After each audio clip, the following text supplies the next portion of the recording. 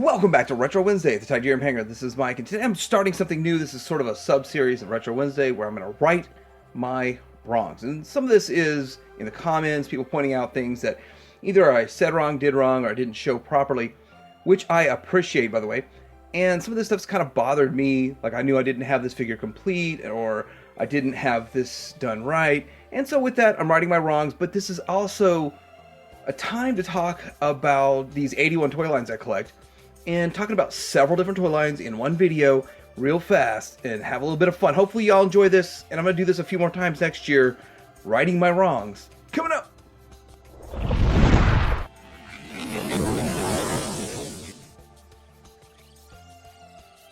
So first of all, I want to talk about the Dagger Assault Dagger Dart. This is the first righting of my wrong that I need to do, and with it, I didn't talk about it in the first video. I actually just forgot all about putting it on the table, and by the time I reviewed the Dagger Assault, I forgot about it. Dagger Assault was the first piece of this toy line that I picked up. I said I'm going to go for the hardest one. If you get the hardest one first, it should be easy to get the rest of the toy line. So with this, it's really kind of simple, and let me back this up a little bit. This rests on top of the Dagger Assault. Now, getting the Dagger Assault out of my display is a real challenge, so I just kind of got one of these pieces off. The big centerpiece looks similar to this, but it's kind of like got this rail all the way through it, and he kind of runs up the rail on the Dagger Dart and shoots off. There's a couple of features with this, though. First of all, you can put one of the staffs in the back. Now, although Rican doesn't come with a staff, someone else that might be piloting this might have a staff. Also, a good way to just set up a display and make it look a little bit more interesting. Of course, I don't know they were considering display. You do have these wings on the side. They go down and they go up. Now, they don't stay in the up position as well as I would like, but you can toy with them and play with them and get them to sort of stay if you want them to. Now, that one's giving me some trouble. And with that, it's kind of like this is the down position, and then when it gets in the air, there's the up position. That's kind of how the show showed it also, but it's pretty cool. It's pretty interesting. As time goes by, they wear. At least they're not broken. He also has two handles right here, and as you can see, there's handles right there. Now, this, I got Rican in it, but it would make more sense that somebody other than Rican would pilot it. Also, you have this, whatever this thing here is, it's like the dashboard slash, I think they made it adjustable so you can get your figure in and out, but you don't really have to open it or close it to get the figure in and out. He gets in and out just fine without taking it off, but it does add a little bit more gold and fun color to it. Then, of course, you can put one of the only two included guns. It really makes more sense that you would put the gun, 3 guns with it. It would make more sense that they would include 3 guns, but they didn't, because you can have a gun here. It's the same gun that you would put on this. And this is another one. This kind of magically flies around too. And so there's some interconnectivity there, but there you go with the Dagger Dart. Next I want to talk about Flung High. This figure here is pretty interesting. It's pretty cool, but I didn't understand what this did. And I knew there was some color variation, so I'm going to show you. I have a carded one. There's that orange for the strap versus the yellow that I have there. But I still don't have an orange one of these, which I didn't know what it was. But now that I have a carded one, it tells you that it could either be a hat or a shield. And that's what it is. And so the way I look at it, they made them in 2 different color versions. Either you get the yellow strap with an orange shield or an orange strap with a yellow shield. I have a combination of yellow strap, yellow shield.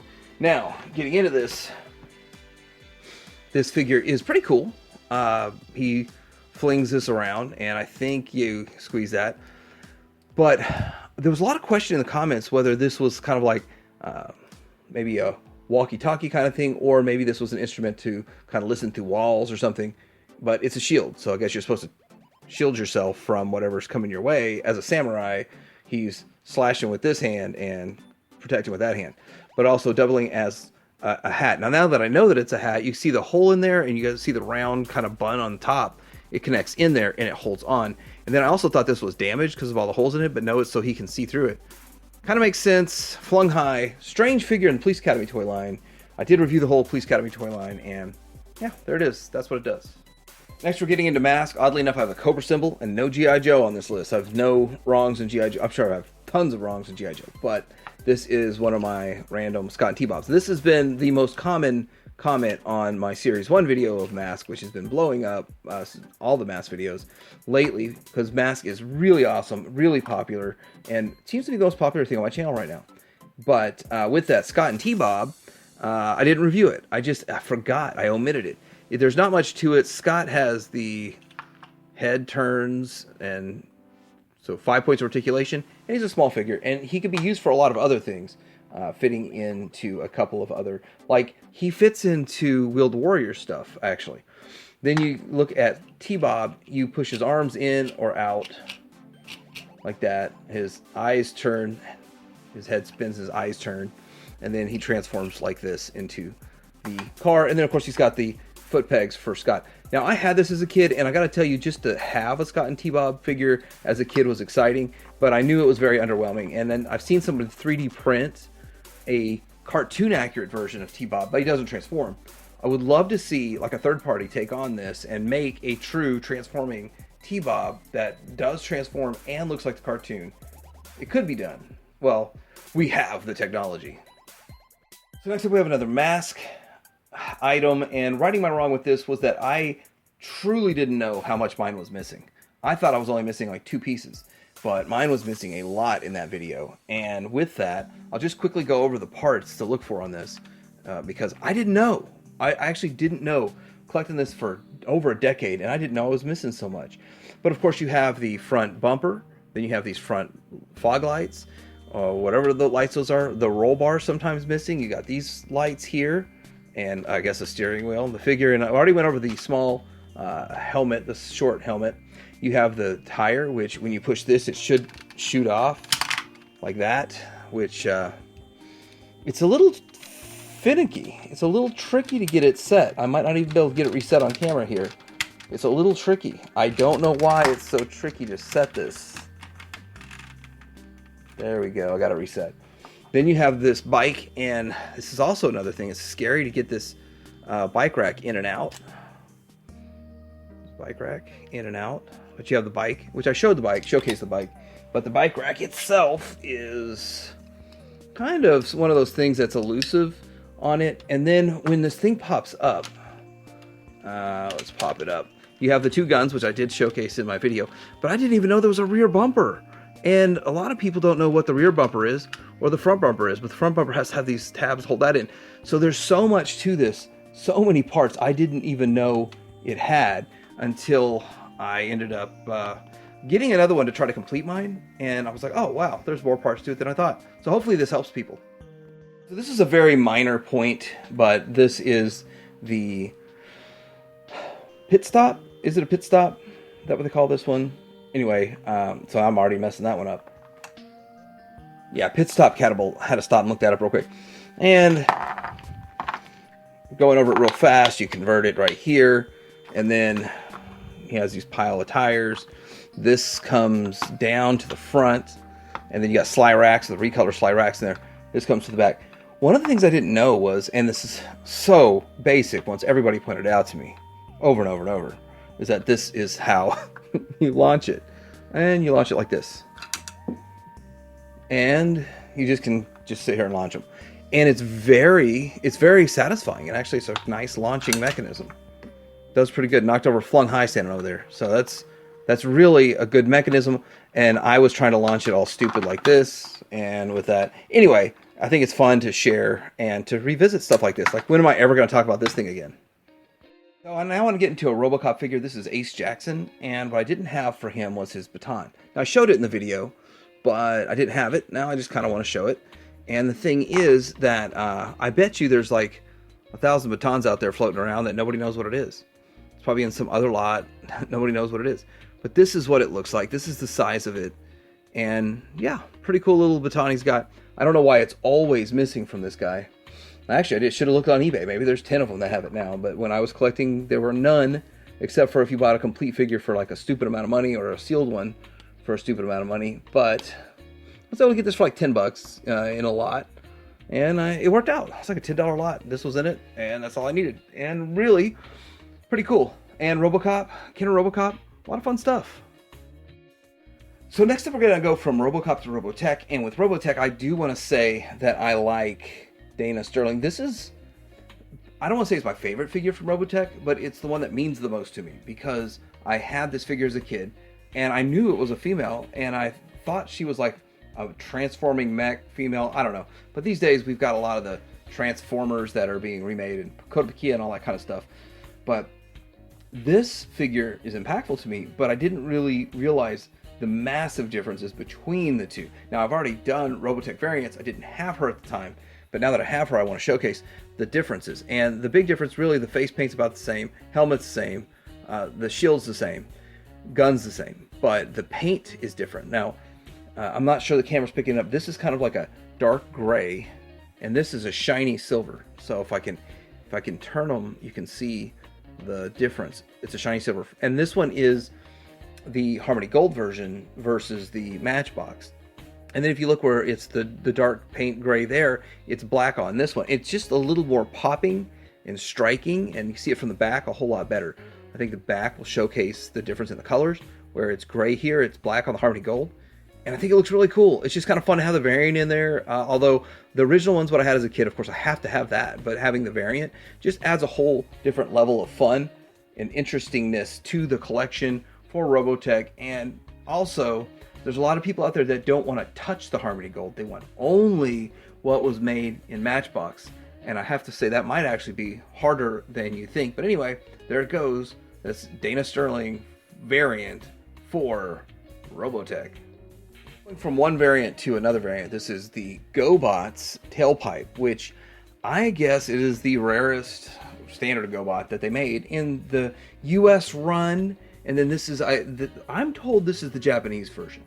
Now, is it Machine Robo Japanese version? Here's the weird part, the fact that it actually says tailpipe on the side. So I still have some confusion as to why this color variant exists. But it seems like it's a European variant. But because, I mean, it says tailpipe and it's written in the US English. So with that, there's a couple of other differences between these two, aside from, of course, the obvious, this is red to black. And then you have black on the windshield, or the rear, but the windshield and the rear part. But you have red here, which is kind of cool. This actually has a red translucent on the top there. And you have these stickers here. These seem to be stickers, not paint. And then this has either a sticker or paint right here. I think it is a sticker right here that this one does not. So there's some variants and differences to this. But the reason this even makes a difference is it matters is because as I was collecting this, everybody was putting this up for 300 and I would laugh and I'd say, oh, I'll offer them like 75 or something down the road. And the next day it's gone. Like it would sell almost instantly for 300. And I got a deal on mine. I paid a little more than 100 for it, but it's one of those things that I don't know why this one is so rare and so hard to find. But I'm glad to finally get one put in my collection and to kind of showcase the differences for everybody so that everyone can see the differences between the two figures. This one here is already rare enough, but that one is like beyond rare, I guess. But I lucked out once, and there's the difference. The next righting my wrong is this GoBot's Defender. Now, if you watch my Super GoBots video, you're going to know I already touched on this point. But there's a long barrel and a short barrel version, and I do have both versions. This is two of the long barrels, but as you can see with the long barrel, you have these cover pieces, and there's a cover here, and should be a cover there. And the small ones, I guess, the hardest one to get. Obviously, the smaller they are, the easier it is to lose the part. So I did kind of get them all in, and I was contemplating cutting down one of these pieces to put it on there, but I decided not to. And finally I found one. I had to buy a whole other figure to get that one piece, but that's just the way it goes collecting in 2020. The odd thing is though, trying to buy them in the box, trying to differentiate if they're the long versus short barrel, sometimes it's hard in the box. And also the fact that you can't see the legs in the box, especially if it's new and they don't show it out of the box. So a lot of challenges with getting this figure and getting them complete. Finally got them complete, and I could showcase how tiny that is. And I don't want to take it off because I took it off right before the video and it flew across the room. I don't know how I did that. I don't want to do that again. This is Defender, and this is the long barrel version. Next up, we got Back Attack and Spyzor. These are righting my wrongs from my video. I did showcase a picture of this and talked about some stuff a little bit, but few things I want to say. I'm going to start with the Spyzor and move the Back Attack because Well, Backtech is scary figure. I'll move him somewhere where he doesn't like do anything crazy, because he'll do some crazy stuff. But first of all, with the Spizor here, you have a missile launcher, and I think you push this button to launch the missile. And I don't want to lose it. That's how it goes. You also have the storage in the back to store an extra missile. So that's how all of that works with this thing. And he does have a battery, and he books. When I put the batteries in it, you turn the switch on in the back, and it books. It goes fast. And some of these, I think it'd be easy, because I got this one working by putting batteries in it and just kind of rolling it like this. But that doesn't work for all of them all the time, and sometimes you could mess stuff up trying to do that. But that is a method to use. The best way I've found is taking it apart and then lubing it with some like WD-40 silicone spray, and as you slowly work those gears back to life. But anyway, let's get into Backtech. Powerlords is a really cool toy line, and this Backtech has a lot of features in it that you just really didn't see much back then. And with that, he's got a few things. First of all, this back piece here, which I don't have it pressed all the way in, and I'm pretty sure I could get it all the way in, but I'm afraid I'm going to have to push down on this too hard to push it all the way in. But it does. You can feel the spring mechanism in there, and then you push the button and it shoots off. And that's how that works. But this looks like a cat brush or something, or a dog brush or something. That's what it looks like. I didn't have this in hand when I did the video before. Now, I did pick this up at Toy Base 10. I was digging in the bottom of a tub at Toy Base 10, and I found this. I found like 20 different parts, and I went up there and that and a few figures, and Steve was like, how about $100 for all this? And he's like, what is this? Is this a brush for one of the Princess of Power or something? I was like, no, this is Backtech, Power Lords. He's like, oh, cool, good to know. Steve's a good guy, by the way. But I needed that part, and then I've found these from other friends of mine, kind of hooked me up. This is terribly scary to pop on and off. And I loosened the screw a little bit so that it's tight enough to hold on, but, oh, please don't break. On camera. Oh, I think it feels like it's going to break. Feels like it's going to snap. Oh, and there it is. There's the hook. I didn't have the hook back then, and as you can see, it's a slightly different green than the rest of my figure, but I'm just happy to have one.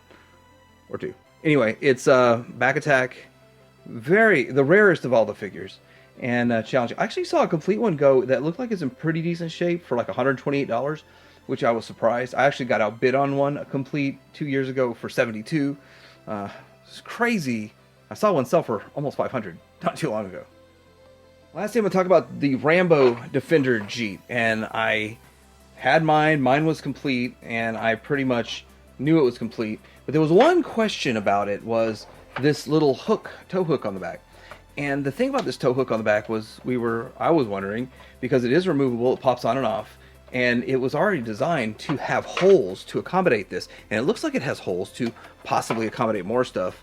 But maybe this was planned all along, and they were like, let's separate this out, or whatever. But I saw sellers selling this with this on saying complete, without that on saying complete, and it took a little bit of digging for me to understand that it actually goes with this tri-tracker heat-sinking missile, launching missile, firing missile. Now, this is a sham too, because I can't get this to properly work on any of them. I've got a few of them, but it hooks on here, and that's how it goes, and it comes with this. Now, you start to notice, because if you look online, you'll see 75, 95, 95% of them don't have this included with it, but it clearly shows on the back of the box, and because I never really looked for in-package representations, I was always looking for loose, I didn't notice this one little feature that this hook comes with the tri-tracker missile launcher. A lot of fun. Next, we're going to right some wrongs with Rambo figures, and I didn't have Cat complete. Rambo's mostly here for moral support, but there's one point is that in a lot of research, looking at boxed ones and trying to make sure my collection was complete after the video, this is the only knife it comes with. He doesn't come with both knives, he just comes with this one, and it clips onto into there. Now, I did showcase all that, but I also had the standard knife in there, thinking that was what you needed to make it complete. And I was trying to show as much complete stuff as I could, even though I didn't have everything complete. Now we get into Cat, and she is complete. And so now I've got everything with her, we can show a few things that she does. Number one, she comes with this kind of grappling hook and a backpack. Do I know why? No. Did she use it in the show? I didn't watch enough episodes to know. but basically she can throw her grappling hook, and you should be able to just pull on it and it come out, but I had something kind of hung up on there. It was kind of hung up. There we go. So you can pull on this and it'll shoot the grappling hook, and then you can wind it back up with her backpack. And this does stick into here to keep it a little bit better, get a little bit more leverage. So this is like a little belt that holds it in place. So that's kind of cool. That is kind of cool stuff there. And then none of this stuff really makes sense. It's just like, what else are you going to give this to give it a little bit more play value? And at the time, I mean, you got to think G.I. Joe's had a ton of accessories. These have a lot of accessories. I would have rather them not have so many accessories to track down, but it was play value for kids at the time. One of the problems we see with this backpack are these tabs broken off, so got to be careful about that. And even if they're broken off, you could probably still keep the backpack on as long as you've got two good ones on opposite sides. She does come with these giant machine guns, and she does kind of hold them okay, so that's not a big deal. Giant silver machine. These are bigger than the ones that come with Gripper, way bigger. And then she also comes with this ginormous machete, and just she comes with a lot of stuff that's just like you wouldn't think a female character would have. Of course, maybe she's using for that cutting something in the kitchen. Maybe not. And then this seems to be like ammo belts on her backpack, but no, maybe that's all for a machine gun. Who knows? Hope you enjoyed this video about righting my wrongs. I'm going to be doing several more of these, and it's more like going deeper into some of these other figures that I missed or some stuff that I got wrong, but also revisiting these. That's a lot of fun. So hopefully you enjoyed this, and if you see anything in the future that you could add to help me learn a little bit more information about other toy line that I do in the future, let me know. But like and subscribe. Let me know what you think about this. Did you like it? Not like it? Dream Hanger out.